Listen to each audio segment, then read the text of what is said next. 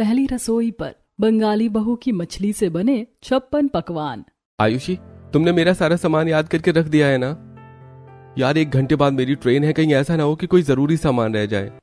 हाँ भैया, मैंने एक एक करके आपका सारा सामान रख दिया है। देखो, इस वाले बैग में आपके कपड़े हैं और इसमें डॉक्यूमेंट्स, और ये बैग मम्मी ने आपके खाने पीने के सामान से भर दिया है। अरे मम्मी यार, जहाँ पर मैं जा रहा हूँ खाना वहाँ पर भी मिलता है, आप इतना परेशान क्यों हो रही हो? बेटा, नया शहर होगा, सब लोग नहीं होंगे तेरे लिए, और वैसे भी इसमें मैंने तेरे लिए चटनी, अचार और सब्जी बना कर रख दी। अगर जरूरत पड़ेगी तो रोटियां ले लेना। वैसे तो मैंने पराठे रखे हैं। हर जगह शुद्ध शाकाहारी ढाबा या रेस्टोरेंट ढूंढने में टाइम लगता है। अगर तुझे भूख लगेगी तो दिक्कत नहीं होगी।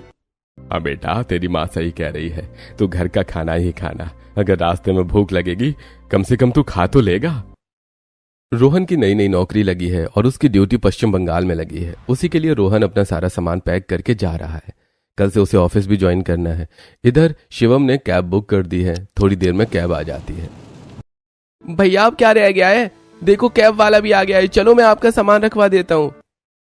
हाँ भाई, सब हो गया है, ये सारा सामान कैब में रख दे। शिवम एक एक करके सारा सामान कैब में रखना शुरू करता है। रोहन सभी घर वालों से गले लगता है और सबको बाय बोलकर स्टेशन के लिए कैब में बैठकर रवाना हो जाता है। इधर घर वाले भी अंदर आ जाते हैं। आज पहली बार बच्चा घर से दूर गया है, वरना हमने तो बच्चों को पढ़ने के लिए भी घर से बाहर नहीं भेजा। हाँ, अभी तो हमें आदत भी कई दिनों में जाकर लगेगी। देखो घर कैसा सूना सूना सा हो गया है। सब लोग ऐसे ही बैठे होते हैं, तभी घर में पड़ोसन कमला की एंट्री होती है। अरे सरला, क्या हुआ? तू इतनी चुपचाप क्यों बैठी है? क्या हो गया है तुझे? तेरी तबीयत तो ठीक है? कुछ नहीं बहन, आज रोहन गया है ना, कल से उसे ऑफिस ज्वाइन करना है, उसकी नौकरी लग गई है। अच्छा, चल मैं समझ सकती हूँ, पहली बार घर से गया है तो थोड़ा अजीब सा लग रहा होगा, लेकिन अपना भविष्य संवारने के लिए घर से दूर होना ही पड़ता है। बच्चों को ज्यादा परेशान मत हो, छुट्टियों में तो आ ही जाएगा। और नहीं तो क्या चाची, बिल्कुल सही कह रही हैं। आजकल तो वीडियो कॉल का जमाना है, हम रोज भैया से वीडियो कॉल करेंगे। सब लोग मिलकर सरला और राजेश को समझाते हैं। ऐसी थोड़ी देर पड़ोसन बैठकर बातें करती हैं और फिर अपने घर चली जाती है। इधर जैसे ही ट्रेन रुकती है, रोहन अपना सारा सामान उठाकर नीचे उतरने लगता है। उससे आगे वही लड़की उतरती है जो उसके बराबर बैठी थी। अचानक एक जेब कतरा आता है और उस लड़की का पर्स छीनकर भाग जाता है। चोर चोर चोर, पकड़ो, कोई मेरा पर्स ले गया, मेरे सारे पैसे इसी में है, कोई तो पकड़ो, हेल्प मी। साक्षी जोर जोर से चिल्लाने के साथ साथ रोने भी लगती है। रोहन की आंखों के सामने यह सब हुआ था तो भला वो कैसे पीछे रह सकता था। रोहन लगभग 1 किलोमीटर दूर भागकर उस जेब कतरे से साक्षी का पर्स वापस लेकर आता है। Thank you so much. आप नहीं जानते आपने मेरी कितनी बड़ी मदद की है। मेरी पर्स में पैसों के अलावा डॉक्यूमेंट्स भी थे। Thanks a lot. अरे थैंक यू की कोई बात नहीं है। आजकल पता नहीं लोगों को क्या हो गया है, अकेली लड़की देखते ही हमला बोल देते हैं। हाँ वही तो, कम से कम हमारी जनरेशन के लोगों को तो ये समझना चाहिए। खैर ये सब छोड़ो, मेरी कैब आ गई है। वैसे आपको कहाँ जाना है? सेक्टर नंबर 12 में सनराइज करके एक कंपनी है, मुझे वहीं जाना है। दरअसल इस शहर में मेरी नई ज्वाइनिंग हुई है और मैं यहाँ नया हूँ। अरे वाह, कांग्रेचुलेशंस। मैं इस शहर में नई नहीं हूँ, लेकिन उस कंपनी में मेरी भी नई नौकरी लगी है और आज से ही ज्वाइनिंग है। देखो आज हम पहले दिन ही लेट होने वाले हैं। हाँ, उस लफंगे की वजह से। इत्तेफाक से रोहन और साक्षी मिलते हैं, लेकिन किसको पता था कि इन दोनों की नौकरी एक ही कंपनी में लगी है। दोनों एक ही कैब में बैठकर कंपनी तक जाते हैं। सुबह का समय होता है। रोहन और साक्षी अपना सारा लगेज कंपनी के गेस्ट रूम में रखवा देते हैं और लेट न हो इसलिए तुरंत जाकर ज्वाइनिंग करते हैं। सुबह 9 बजे से 12 बजे तक की शिफ्ट में दोनों काम करते हैं। जैसे ही ब्रेक होता है दोनों कैफेटेरिया में मिलते हैं। अरे वाह, आप भी अभी आई हो? हाँ यार, पहला दिन था, काम का कुछ ज्यादा ही समझ नहीं आ रहा था। बस मैं तो सोच रही थी जैसे तैसे करके ब्रेक हो जाए। हाँ, मैं भी। चलो कुछ खाते हैं। खिलाना तो मुझे आपको चाहिए। चलिए, आज की दावत मेरी तरफ से। आखिर आपकी वजह से मेरा इतना बड़ा नुकसान होने से बच गया। साक्षी अपने और रोहन के लिए खाना ऑर्डर कर देती है। रोहन अपनी पसंद का खाना मंगाता है और साक्षी अपनी पसंद का। दोनों बैठकर खाना खाते हैं। उधर सुजाता के घर में 3-4 दिन पहले तीसरी मंजिल पर नए किराएदार शिफ्ट हुए थे, जिनके घर से आज मछली की स्मेल आ रही थी। अरे भगवान, सत्यानाश, क्या बदबू फैला रखी पूरे मोहल्ले में। इस सुजाता को तो ये भी अकल नहीं है कि कैसे किराएदारों को घर में एंट्री देनी है और किसे मना करना है। जरा देखो तो कैसे पूरे मोहल्ले में बदबू फैल गई है। ऐसी बड़बड़ाते हुए सरला अपने घर से बाहर निकलती है। बाहर कमला और सुजाता बैठी हुई होती हैं। क्या हुआ बहन, तुम क्यों नाक से कोड़ते हुए आ रही हो? सुजाता, तुम्हें अपने किराएदारों को समझाना पड़ेगा। अगर इस मोहल्ले में रहना है तो ये मांस मच्छी खाना बंद कर दें। यहाँ हमारे जैसे शुद्ध शाकाहारी और भगत लोग रहते हैं, हमारे यहाँ ये सब नहीं चलेगा। ठीक है बहन, मैं आज ही जाकर अपने किराएदारों से कह दूंगी। हाँ कह देना, मुझसे तो यहाँ 1 मिनट भी खड़ा नहीं हुआ जाएगा। ये कहकर सरला वापस अपने घर में चली जाती है और मंदिर से गंगा जल उठाकर घर के बाहर वाली दीवारों पर छिड़कने लगती है। इधर दूसरी तरफ रोहन और साक्षी का ऑफिस डे पूरा हो जाता है। सामान तो उठा लिया है, लेकिन आपको जाना कहाँ है? मतलब रूम वगैरह कॉन्फर्म हो गया है क्या आपका? नहीं, इस शहर में बिल्कुल अनजान हूँ। कब से ट्राई कर रहा हूँ गूगल से कि कोई घर मिल जाए रेंट पर, लेकिन कुछ समझ ही नहीं आ रहा है। डोंट वॉरी, मैं हूँ ना, मैं इस शहर के बारे में सब कुछ जानती हूँ। आप बस मेरे साथ चलो। साक्षी घर वालों से बहुत दूर पश्चिम बंगाल के दार्जिलिंग में पिछले 4-5 सालों से रह रही है। पहले उसने यहाँ अपनी पढ़ाई पूरी की और अब यहीं उसकी नौकरी लग गई है। वो अपनी दोस्त नीतू के साथ रहती है। थोड़ी देर में ये दोनों साक्षी के रूम पर पहुंच जाते हैं। ये देखो, ये है मेरा room and meet my best friend, she is Neetu. Hello, ये है रोहन। हम दोनों ने आज ही कंपनी में ज्वाइनिंग की है। ये शहर में नए हैं, इनको रूम चाहिए तो सोचा मैं इनकी हेल्प कर दूं। Why not? Nice to meet you, Rohan. By the way, हमारे साइड में जो कमरा है वो बिल्कुल खाली पड़ा है, तो आप वहां रह सकते हैं।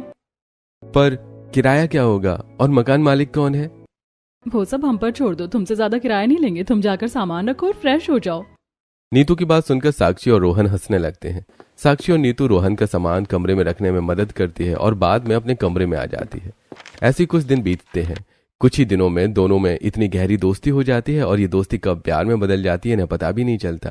ऐसे दिन बीत रहे होते हैं। दूसरी तरफ राजेश शिवम से कहता है, शिवम ये क्या, तुम पूरा दिन वेब सीरीज देखते रहते हो। अरे तुम्हें कोई पढ़ाई लिखाई का काम नहीं रहा अब? अरे पापा यार, आप भी हद करते हो। मेरी ग्रेजुएशन फाइनल हो गई है। कंपनी शायद मुझे प्लेसमेंट देगी और फिर मेरी एंट्रेंस की तैयारी भी चलेगी। अभी मैं बिल्कुल फ्री हूँ। शिवम की बात सुनकर अपने कमरे से आयुषी वहां आ जाती है। फ्री होने का मतलब क्या? आप अपनी स्किल्स बढ़ा सकते हो ना। जरा सोचो, इंटरव्यू में जिन बच्चों ने पहले से कंप्यूटर कोर्स, डेटा एनोटेशन और ये सब कर लिया होगा, उन्हीं को प्रेफरेंस दी जाएगी। और आप जैसे पूरा दिन टीवी देखने वाले लोग लो सैलरी में हायर किए जाएंगे। एक तो राजेश पहले से ही शिवम पर गुस्सा कर रहा था, ऊपर से आयुषी आकर इतनी बड़ी बात कह देती है। यह तो पूरी तरह शिवम की क्लास लगवाने वाली बात हो गई थी। सुनकर राजेश और ज्यादा गुस्सा हो जाता है। अरे सीखो कुछ इससे, तुमसे छोटी है लेकिन अकल तुमसे ज्यादा है। चलो अब इसे बंद करो और जो जो आयुषी कह रही है उस सब में ध्यान लगाओ। ये कहकर राजेश शिवम को 4 बातें सुनाकर वहां से चला जाता है। इधर राजेश के जाते ही शिवम आयुषी का हाथ पकड़कर मरोड़ने लगता है। छोड़ो, मुझे दर्द हो रहा है। पापा को बुला दूंगी, फिर से डांट सुननी है क्या? अरे तू मेरी बहन है या दुश्मन? कौन सी बात का बदला लिया है तूने मुझसे? भूल गए, उस दिन मैं अपनी दोस्त की बर्थडे में जाने के लिए कह रही थी और आपने पापा के सामने 4 बातें कहकर मुझे परमिशन नहीं लेने दी थी। बस उसी का बदला है बच्चों। यह कहकर आयुषी हाथ छुड़ाकर वहां से भाग जाती है। इधर बेचारा शिवम टीवी बंद करके कंप्यूटर चलाकर बैठ जाता है। ऐसे दिन बीतने लगते हैं। संडे का दिन होता है। नीतू और साक्षी दोनों की छुट्टी होती है। रोहन भी अपने कमरे पर रेस्ट कर रहा होता है। तभी साक्षी कहती है, अरे यार, आज तो कुछ चटपटा सा खाने का मन कर रहा है। चल मार्केट से जाकर सामान लाते हैं, आज कुछ अच्छा सा बनाएंगे। हाँ यार, मेरा भी मन कर रहा है। चल मैं भी दूसरी टी शर्ट पहन कर आती हूँ। नीतू फटाफट कपड़े चेंज करती है और दोनों दोस्त बाजार में खाने से रिलेटेड सामान खरीदने चली जाती हैं। थोड़ी देर में सारा सामान लेने के बाद, यार मैं तो बहुत थक गई हूँ और तुम्हें तो पता है खाना बनाने में मैं बिल्कुल भी अच्छी नहीं हूँ। देखो मैं तुम्हारी हेल्प कर सकती हूँ, लेकिन बनाना तो तुम्हें खुद से पड़ेगा। हाँ भाई ठीक है, मैं बना लेती हूँ। वैसे ये फिश देखने में कितना अच्छा लग रही है ना। इसकी तो फिश कॉटलेट बहुत अच्छी लगेगी। अरे फ्राई फिश भी बहुत अच्छी लगती है, वो भी बना लेना। अब साक्षी और नीतू बंगाल में पली बड़ी थी तो फिश से इनका लगाव होना तो लाजमी था। बिल्कुल वैसे ही साक्षी और नीतू दोनों को ही फिश से रिलेटेड खाना बनाना और खाना बहुत पसंद था। इधर नीतू मसाले तैयार करती और साक्षी एक एक करके मछली से फिश फ्राई, फिश कबाब, फिश करी, फिश कटलेट और फिश पकौड़ा जैसी सारी डिशेस बनाती है। अरे वाह, खुशबू तो बहुत अच्छी आ रही है भाई। जल्दी से शुरू कर दे, मुझसे तो अब रहा नहीं जा रहा। जैसे नीतू खाना शुरू करती है, साक्षी तुरंत उसका हाथ पकड़ लेती है। अरे रुक जा, भुलक्कड़ कहीं की। मैं सोच रही थी कि हम रोहन को भी इनवाइट कर लेते हैं। वैसे भी इतना सारा बन गया है, हम दोनों से तो 2 टाइम भी नहीं खुआया जाएगा। हाँ ये तो तू सही कह रही है, रुक मैं अभी उसे बुला कर लाती हूँ। नीतू रोहन को बुलाकर लाती है और अब ये तीनों बैठकर एक साथ खाना खाने लगते हैं। दरअसल रोहन को भी यहाँ नौकरी करते हुए 1-2 साल हो गए हैं और अब वो मछली खाने में कोई आनाकानी नहीं करता है और आराम से सब खा लेता है। इधर जैसे ही सब लोग मिलकर खाना खा रहे होते हैं तभी रोहन के फोन पर घर से वीडियो कॉल आती है। रोहन वीडियो कॉल रिसीव करता है और नीतू और साक्षी को चुप रहने के लिए कहता है। बेटा कैसा है तू और घर कब आएगा? कितने दिन हो गए तुझे घर आए बिना। मम्मी मैं ठीक हूँ। हाँ मैं सोच रहा हूँ आने की, शायद अगले महीने आऊँ। रोहन अपनी माँ से बात करते हुए खाना खाने लगता है। इधर सरला जैसे रोहन को अजीब सी चीज खाते हुए देखती है वो तुरंत पूछती है, अरे ये क्या खा रहा है तू? देखने में तो बिल्कुल भी शाकाहारी नहीं लग रहा। पीछे आयुषी और शिवम भी रोहन को वीडियो कॉल पर देखने लग जाते हैं। तभी रोहन की तरफ से साक्षी और नीतू की भी आवाज आने लगती है। भैया आपके पास लड़कियों की आवाज कहाँ से आ रही है? भैया कहीं आपको किसी के साथ टक्कर तो नहीं चल रहा है ना? शिवम तो मजाक कर रहा था लेकिन रोहन उसकी बात सुनकर घबरा जाता है। वो घबराते हुए कहता है, अरे कौन सी लड़की? यार कोई भी तो नहीं है, मैं तो अकेला हूँ, यहाँ कोई नहीं है और चक्कर भला क्यों चलेगा? हाँ बिल्कुल, चक्कर चलना भी नहीं चाहिए। इस बार जब तू घर आएगा ना तो मैं तेरी सगाई करके ही तुझे भेजूंगी और अगली छुट्टियों में शादी भी कर दूंगी। इस तरह थोड़ी बहुत बात करके सरला फोन रख देती है। फोन रखने के बाद रोहन चैन की सांस लेता है लेकिन तभी साक्षी कहती है, रोहन तुम अपने घर वालों को मेरे बारे में बता क्यों नहीं देते? क्या तुम्हारा मुझसे शादी करने का कोई इरादा नहीं है? अरे कैसी बात कर रही हो तुम? मैं तुम्हारे अलावा किसी से शादी नहीं करूंगा, बस सही वक्त का इंतजार कर रहा हूँ। ऐसी बातें करते हुए लोग खाना फिनिश करते हैं। ऐसे दिन बीतने लगते हैं। आखिरकार रोहन की छुट्टी अप्रूव हो जाती है और वो घर जाकर सभी घर वालों को सरप्राइज देता है। रात का समय होता है। जैसे राजेश दरवाजा खोलता है, अरे रोहन बेटा, अरे तूने आने से पहले बताया भी नहीं, तूने तो हम सबको सरप्राइज दे दिया।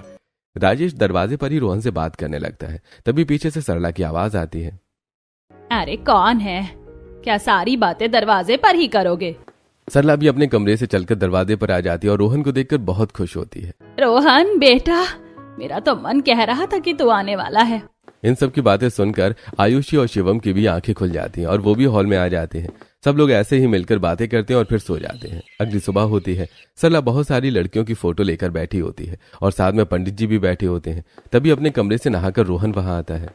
अरे आओ रोहन बेटा, देखो मैंने तुम्हारे लिए लड़कियां देखी है। मुझे तो ये वाली पसंद आई है, माथे पर तिलक, गले में तुलसी की माला, बड़ी संस्कारी लग रही है देखने में। ये सब देखकर रोहन हैरान हो जाता है और बड़ी शांत आवाज में कहता है, मम्मी अभी रहने देते हैं ना, हम थोड़ा सोचकर पंडित जी को बता देंगे। ठीक है बेटा, तो पंडित जी आप इस लड़की का रिश्ता कहीं और मत लगवाना, मैं आपको 1-2 दिन में फाइनल जवाब दे दूंगी। ऐसा कहकर सरला पंडित जी को घर से विदा कर देती है। तभी रोहन बिल्कुल चुप हो जाता है। क्या बात है बेटा, तू इतना चुप क्यों है और तूने अचानक सारे रिश्तों से मना क्यों कर दिया? तभी साथ में बैठे आयुषी और शिवम कहते हैं, भैया अगर आपको कोई लड़की पसंद है तो आप मम्मी को बता दो। आयुषी की बात सुनकर इससे पहले सरला कुछ कह पाती रोहन खुद ही बोल पड़ता है, हाँ मम्मी, दरअसल एक लड़की है जिसे मैं पसंद करता हूँ। वो पहले दिन से ही ऑफिस में मेरे साथ काम कर रही है और हम दोनों आसपास के रूम में ही रहते हैं। मैं उसी से शादी करना चाहता हूँ। वो लड़की, लेकिन माँ वो लड़की बंगाली है। रोहन की बात सुनकर सरला भड़क जाती है। हे भगवान, अब यही दिन देखना बाकी रह गया था कि मेरे बच्चे अपनी पसंद से शादी करेंगे। मेरा क्या कोई हक नहीं है तुम्हारे लिए लड़की ढूंढने का? मम्मी ऐसी बात नहीं है, मैं भी तो आपको बता रहा हूँ। आप एक बार मिल तो लो, साक्षी बहुत अच्छी है, आपको जरूर पसंद आएगी। पसंद आएगी तो बाद की बात है, लेकिन मैं बंगाली लड़की को अपने घर की बहू नहीं बनाऊंगी। बंगाली लोग तो मांस, मछली, अंडा सब कुछ खाते हैं, कुछ भी नहीं छोड़ते। मेरा घर तो उसके आने से अपवित्र हो जाएगा, मैं ये कभी मंजूर नहीं करूंगी। तभी बाहर से गए हुए राजेश भी घर में आते हैं और सरला की सारी बातें सुनकर वो सब समझ जाते हैं।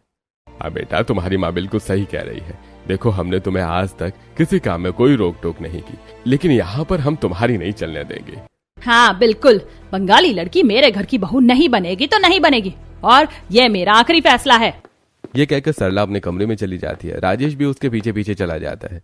इधर रोहन बिल्कुल उदास हो जाता है। रोहन को उदास देखकर शिवम और आयुषी दोनों उसके दाएं बाएं बैठ जाते हैं। भैया आप टेंशन मत लो, हम कैसे भी करके मम्मी को मना लेंगे। हाँ भैया, आप प्लीज ऐसे उदास मत हो। साक्षी बहुत अच्छी लड़की है, वो तुम सबका बहुत ख्याल रखेगी और वो मुझसे बहुत प्यार करती है। ये कहकर रोहन की आंखें भर आती हैं और वो अपने कमरे में चला जाता है। इधर आयुषी और शिवम थोड़ी देर बाद अपनी माँ के पास जाते हैं और उन्हें समझाने की कोशिश करते हैं। मम्मी आप प्लीज भैया की शादी उसी लड़की से हो जाने दीजिए ना।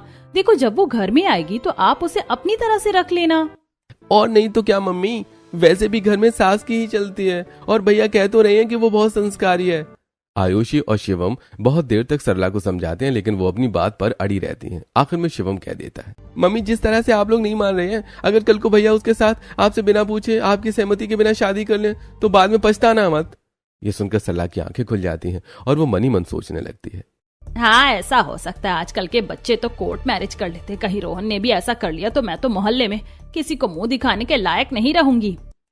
आयुषी और शिवम सरला को समझाने के बाद अपने कमरे में चले जाते हैं। इधर सरला राजेश से बात करती है और अगली सुबह होती है। दोनों अपना फैसला रोहन को बताते हैं। तो ठीक है भाई, शादी करनी है तो कर लो। कोई अच्छा सा होटल बुक कराना, मेहमानों को कोई दिक्कत नहीं होनी चाहिए।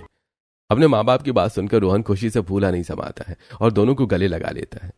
मुझे पता था आप लोग मान जाएंगे, आखिर हमारी खुशी से बढ़कर आपके लिए कुछ नहीं है, आपने ये सिद्ध कर दिया। रोहन साक्षी को फोन करके सब बता देता है। साक्षी अपने घर वालों से बात करती है। इधर दोनों के घर वाले आपस में बात करते हैं और अगले ही हफ्ते शादी की डेट फिक्स कर देते हैं। शादी की तैयारियों में पूरा हफ्ता पंख लगाकर उड़ जाता है और आखिरकार रोहन और साक्षी की शादी हो जाती है। आज साक्षी की पहली रसोई होती है। अचानक घर पर पड़ोसन कमला आती है। अरे सरला बहन, आज तो हमारे मोहल्ले के राधा कृष्ण मंदिर में कथा भी और कीर्तन भी, तुम नहीं चल रही क्या? अरे ऐसे कौन से कीर्तन और कथा हुए हैं जो मैं ना जाऊं? मैं जरूर जाऊंगी। पर तुम्हारी बहू की पहली रसोई है और अभी शादी के बाद की और भी रस्में होंगी। कोई बात नहीं, मैं आकर देख लूंगी। सरला साक्षी के पास जाकर कहती है, साक्षी, हमारे यहाँ रसोई की पहली रस्म होती है जिसमें अच्छे अच्छे पकवान बनाए जाते हैं। जब तक मैं आऊँ तुम भी अच्छे अच्छे पकवान बनाकर तैयार रखना। यह कहकर सरला कमला के साथ मंदिर चली जाती है। इधर आयुषी और शिवम भी कॉलेज के लिए तैयार होकर आते हैं। आज उनका रिजल्ट वाला दिन होता है। भाभी, हमें आज आपके साथ होना चाहिए था, लेकिन हमें जरूरी काम है इसलिए कॉलेज जाना पड़ रहा है। लेकिन खाना हम आकर आपके हाथों से बना हुआ ही खाएंगे, इसलिए अच्छे से बनाना। दोनों अपनी भाभी को बाय करके कॉलेज चले जाते हैं। इधर रोहन अपनी इंपॉर्टेंट मीटिंग ऑनलाइन अटेंड करने लगता है। तभी साक्षी रसोई में खड़े होकर सोचती है, हे भगवान, मेरी सासू माँ तो कहकर चौली गई, अच्छे पकवान बना लेना, लेकिन पकवान के नाम पर तो बस मुझे मछली से बनी चीजें ही बनानी आती हैं। अब मैं क्या करूं? साक्षी थोड़ी देर तक सोचती है और फिर फोन उठाकर ब्लिंकिट से सारा सामान ऑर्डर कर देती है। थोड़ी देर में ब्लिंकिट वाला सामान देने लगता है। इधर सुजाता साक्षी को फिश की डिलीवरी लेते हुए देख लेती है। देख रही हो पिंकी, जो सरला कल तक किराएदारों के मांस मछली बनाने पर एतराज कर रही थी, उसकी बहू आज उसी के घर में मछली बना रही है, उसी की रसोई में, उसी के बर्तनों में। और जब बंगाली बहू आई तो ये सब तो होना ही था। साक्षी को देखकर पड़ोसने बातें बनाने लगती हैं। इधर साक्षी अपना सारा सामान लेकर रसोई में जाती है। मछली से तो मैं बहुत सारी चीजें बना सकती हूँ। चलो सबसे पहले फिश फ्राई कर लेती हूँ।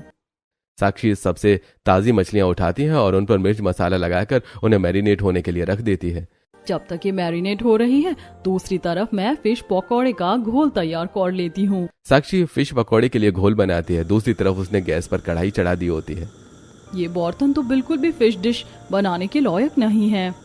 साक्षी को फिश डिश बनाने में काफी परेशानी हो रही थी, लेकिन वो जैसे तैसे करके तवे पर फिश फ्राई करती है और कढ़ाई में तेल गरम करती है फिश पकौड़े के लिए। घोल तैयार हो गया है, अब इसमें मछली को काट कर डाल देती हूँ। जैसे ही साक्षी चाकू से मछली काटने लगती है तो वो कटती ही नहीं है। ये भगवान, ये कितना खराब चाकू है, इससे मछली तो क्या कुछ भी नहीं काटेगा। पता नहीं ये लोग इस चाकू से कैसे खाना बनाते हैं। साक्षी को वो चाकू बहुत छोटा और कम धार वाला लगता है। अब उसे क्या पता कि उसका ससुराल शुद्ध शाकाहारी है। उस चाकू का इस्तेमाल वो केवल हरे पत्तेदार सब्जियां काटने के लिए ही करते हैं। जैसे तैसे करके परेशान होकर साक्षी मछलियों को काटती है और उन्हें घोल में मिलाकर फिश पकौड़े तैयार करती है। ऐसे Sakshi fish curry, fish biryani, fish cutlet जैसी सारी डिशेस बनाकर तैयार कर लेती है। देखते देखते वो फिश से 56 पकवान तैयार कर देती है। ये भगवान, बन तो गया, मुझे तो बड़ा डर लग रहा था। साक्षी अपने कमरे में जाकर रोहन को बुलाती है। यार बस मुझे 5 मिनट दो, मीटिंग खत्म होने वाली है, उसके बाद मैं नहा कर आता हूँ। ठीक है, तो अब तक मैं डाइनिंग टेबल पर सारा खाना लगा देती हूँ। साक्षी रसोई में जाकर एक एक खाना उठाती है और अच्छे से सजाकर डाइनिंग टेबल पर रखने लगती है। इधर राजेश किसी काम से बाहर गया था, उसका काम भी खत्म हो जाता है। ए भगवान, आज तो बहुत टाइम लग गया।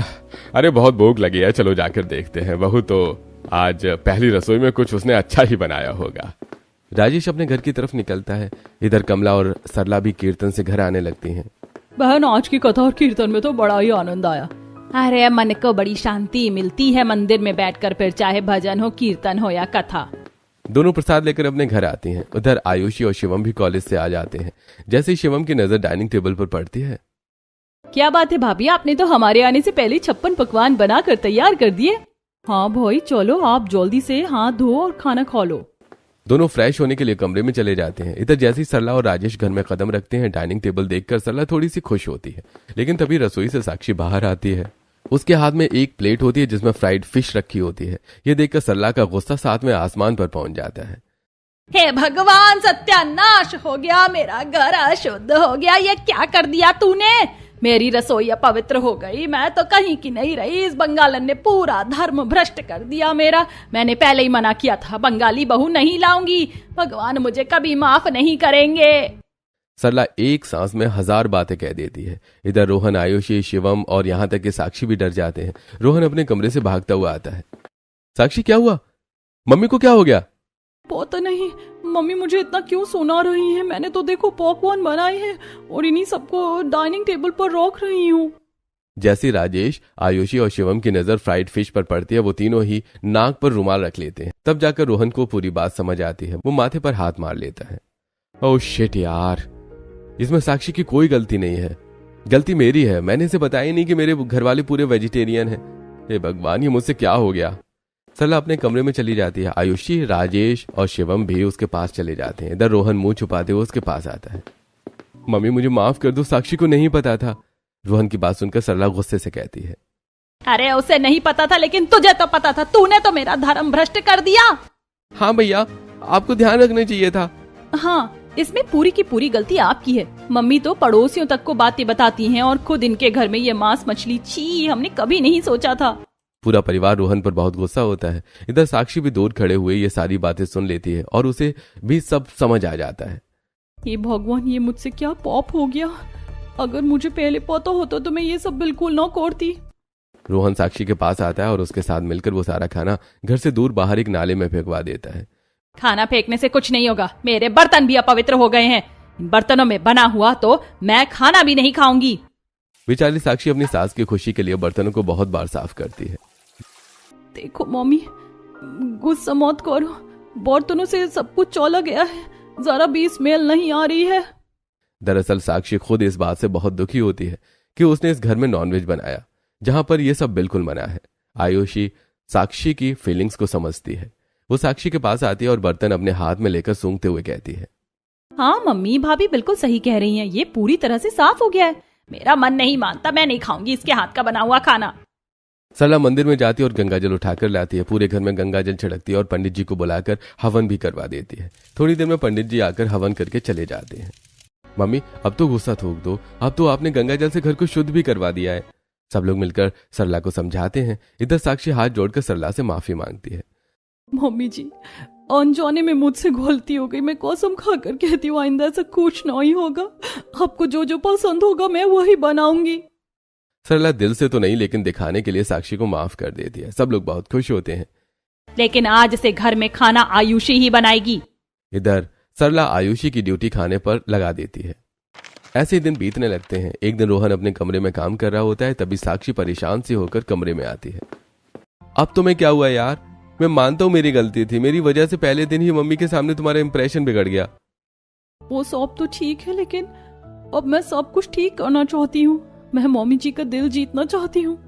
तुम दिल की कितनी अच्छी हो। जिस दिन मम्मी को ये बात समझ आ जाएगी ना, उन्हें खुद ही पछतावा होगा कि उन्हें तुम्हारे साथ ऐसा नहीं करना चाहिए था। वो सब बहुत की बातें हैं। फिलहाल चलो हम मार्केट में शॉपिंग करने चलते हैं। कल मम्मी को मामा के यहाँ शादी में जाना है, तो क्यों ना मैं मम्मी के लिए नई साड़ी, सूट, चप्पल वगैरह खरीद लाऊं। हाँ, ये सही रहेगा। चलो अभी चलते हैं। साक्षी रोहन के साथ बाजार जाती है और सरला के लिए नई साड़ी, सूट, चप्पल, चूड़ी सब कुछ खरीद कर लाती है। दोनों सरला के कमरे में जाते हैं। मम्मी, आपको मामा के यहाँ शादी में जाना है ना? ये देखो, हम आपके लिए साड़ी और बाकी सब सामान लेकर आए हैं। अरे मेरे पास तो बहुत साड़ियाँ रखी हैं, तुमने इतना कष्ट क्यों किया? मम्मी, ये आप पर बहुत अच्छी लगेगी और इसका ब्लाउज भी रेडीमेड है। हाँ हाँ ठीक है, चलो रख दो, जब तुम ले आए हो तो पहन लूंगी। रोहन और साक्षी अपने कमरे में चले जाते हैं। अगली सुबह होती है। सरला तैयार होकर शादी में जाती है। ऐसे दिन बीतने लगते हैं। एक दिन आयुषी रसोई में खाना बना रही होती है, तभी साक्षी वहां आती है। दीदी, आप मुझे ये सब करना सिखा दो ना, और बताओ प्लीज मम्मी को खाने में क्या क्या पसंद है, मैं वही बनाऊंगी। भाभी आप मम्मी को मनाने में कितनी मेहनत करी हो, आप देखना मम्मी को जल्द ही रियलाइज हो जाएगा। दरअसल पहली रसोई से अब तक सरला ने खाने की जिम्मेदारी आयुषी को दी थी, लेकिन खाना तो साक्षी ही बना रही थी, क्योंकि पहले ही दिन साक्षी ने आयुषी से कह दिया था कि अब वो शुद्ध शाकाहारी खाना बनाना सीखना चाहती है। आयुषी भी साक्षी को खाना बनाना सिखा रही थी। भाभी आपने बाकी सब तो बनाना सीख लिया, ये देखो मम्मी को सूखे चने और साथ में जीरा राइस बहुत पसंद है, आज मैं आपको यही बनाना सिखाती हूँ। आयुषी साक्षी को खाना बनाना सिखा देती है। साक्षी बड़े प्यार से खाना बनाती है। थोड़ी देर में सारा खाना डाइनिंग टेबल पर लगा देती है। खाना टेस्ट करते हुए सरला कहती है, आयुषी इतने दिन हो गए तुझे खाना बनाते हुए, लेकिन आज भी तुझे मेरे जैसे चने बनाने नहीं आए, इनमें थोड़ा सा स्वाद कम है। सरला की बात सुनकर आयुषी हंसते हुए बोलती है, मम्मी ये चने मैंने नहीं भाभी ने बनाए हैं। मम्मी जी मैंने आपकी पसंद का आपकी तरह खाना दीदी से सीखने की पूरी कोशिश की है, लेकिन पता नहीं कहाँ कमी रह गई है। यह कहकर साक्षी नीचे बैठ जाती है और हाथ जोड़कर सरला से माफी मांगती है। मम्मी प्लीज आप मुझे अपने जैसा खाना बनाना सिखा दो, मुझसे जो गलती हुई है मुझे माफ कर दो, क्या हम फिर से सब कुछ शुरू नहीं कर सकते? साक्षी की बात सुनकर सरला की आंखें भर आती हैं और वो साक्षी को अपने दोनों हाथों से ऊपर उठाती और गले लगा लेती है। बेटा मुझे पता है पहले दिन से ही तू मेरा दिल जीतने के लिए कितनी मेहनत कर रही है, और मैं कोई कठोर दिल तो नहीं हूँ, मेरा भी दिल पिघल गया। आज से मैं तुझे खुद अपने हाथों से खाना बनाना सिखाऊंगी। अरे ये आयुषी तो खुद खाना बनाने में कच्ची है, तुझे क्या परफेक्ट बनाएगी। सरला की बात सुनकर सब लोग हंसने लगते हैं। सरला साक्षी को अपने पास वाली कुर्सी पर बिठाकर खाना खिलाती है। सब लोग प्यार से बैठकर खाना खाते हैं। सबको एक साथ देखकर रोहन को भी बहुत खुशी होती है। भगवान जी, मैंने हमेशा से यही सोचा था कि मेरी वाइफ और मेरी मम्मी का बॉन्ड बहुत अच्छा हो। बहुत दिनों बाद ही सही सब कुछ ठीक हो गया। थैंक यू भगवान जी। थोड़ी देर में सब लोग खाना खाने के बाद अपने अपने कमरे में आराम करने के लिए चले जाते हैं। अगली सुबह होती है और आज सरला साक्षी को खाना बनाना सिखा रही होती है। देखो बेटा, मिक्स वेज बनाने के पहले सारी सब्जियों को अच्छे से काट कर धोकर एक तरफ रख, फिर एक कटोरे में हमें सारे बेसिक मसाले ऐड करने हैं, जैसे धनिया मिर्च। तभी बीच में साक्षी बोल पड़ती है, हल्दी, नमक और गरम मसाला, साथ में तेल में जीरा चटकाना है और स्वाद के अनुसार हींग भी डालनी है। अरे वाह, तुम तो बहुत कुछ जानती हो। चलो फिर तुम करो और मैं तुम्हें बताती हूँ। अब साक्षी के हाथ में कड़छी और बाकी सामान होता है। इधर सरला एक एक करके साक्षी को स्टेप बताती है। साक्षी उन्हें फॉलो करती है और दोनों सास बहू ऐसे ही हंसते मुस्कुराते खाना बनाने लगते हैं। तभी घर के एक एक सदस्य उठकर हॉल में आ जाते हैं। दोनों सास बहू को रसोई में काम करते हुए देखकर राजेश कहता है, अरे भगवान, रसोई में खड़ी खड़ी बहू को हंसाती रहेगी या कुछ खाने को भी मिलेगा। राजेश की बात सुनकर सब लोग हंसने लगते हैं। तभी आयुषी रसोई में जाकर देखती है, अरे पापा, इन दोनों सास बहू ने बातें करने के अलावा खाना भी बना दिया है। अरे चलो भाई, मुझे भी उम्मीद तो थी नहीं, क्योंकि बहुत देर से मुझे इनकी बातें करने की आवाज आ रही थी। हाँ सही कह रहा है, मैं भी तो बहन की आवाज सुनकर ही उठा हूँ। देखो आज नाश्ते में ही लंच तैयार है। सब लोग ऐसे ही हंसते मुस्कुराते हुए बातें करने लगते हैं। इतनी देर में साक्षी सबके लिए चाय बनाकर ले आती है। आज साक्षी ने चाय के साथ मटर भी बनाई थी, जो उसने आज ही सरला से बनानी सीखी थी। जैसे रोहन मटर की एक बाइट लेता है, अरे भाई ये तो बिल्कुल क्रंची बनी है, मम्मी आप मेरे लिए स्टोर कर देना। अरे अब स्टोर कराने की जरूरत नहीं है, अब तो तेरी पत्नी ने ये सब बनाना सीख लिया है, वो तुझे मेरी अनुपस्थिति में भी बनाकर खिला देगी। यह सुनकर रोहन बहुत खुश होता है। तभी घर वालों को भी उसकी बनाई हुई मटर बहुत पसंद आती है। ऐसे ही सब लोग बातचीत करते हुए नाश्ता करते हैं। थोड़ी देर में लंच का समय हो जाता है। लंच के लिए सब्जी तो सरला ने साक्षी से पहले ही बनवा ली थी। साक्षी बाद में रायता और सलाद काट कर रखती है और गरम गरम रोटियां उतार देती है। मम्मी सब लोग खाने बैठ जाओ, मैं आप सबको गरम गरम रोटियां खिलाऊंगी। नहीं बेटा, तू भी हमारे साथ ही खाएगी, भला तू अकेले खाते हुए अच्छी लगेगी क्या? ला मैं रोटी सेक रही हूँ, तू फटाफट बेल दे। साक्षी एक एक गोल रोटी बनाती है और उन्हें सरला को सेक कर देती है। थोड़ी देर में सारी रोटियां बन जाती हैं। सब लोग एक साथ बैठकर डाइनिंग टेबल पर खाना खाते हैं। आज साक्षी बहुत खुश है। आखिरकार उसने अपनी सास का दिल जीत ही लिया।